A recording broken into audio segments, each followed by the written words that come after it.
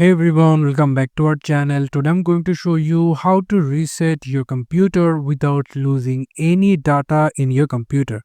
So how you're going to do it? Simply come over into your start icon, click on that, and then here you will find the option called settings. If you can't find it over here, you can simply search it over here, and from there you can find your settings. So now we're going to click on this settings option, and then I will go for the systems, and then if I scroll down a little bit here, I will find the option called recovery, reset, advanced startup, and go back.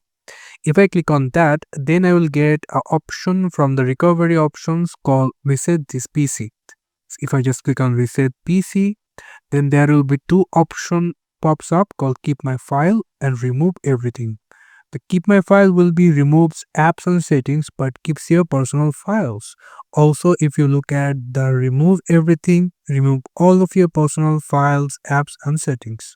So for now or for this video, I'm going to go for keep my files. So if I click on that,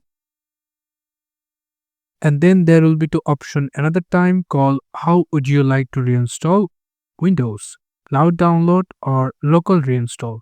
So I will go for the local reinstall, and then here what we're going to do, or here what we get, there will be current settings called restore apps and settings which came with this PC. Reinstall Windows from this device. So if you change the device or reinstall Windows from this device, you can do it as well, but I will keep it as it is. This is how you can reset your PC without losing files into your computer. Thank you so much for watching this video. I hope to see you in other videos. Till then, goodbye.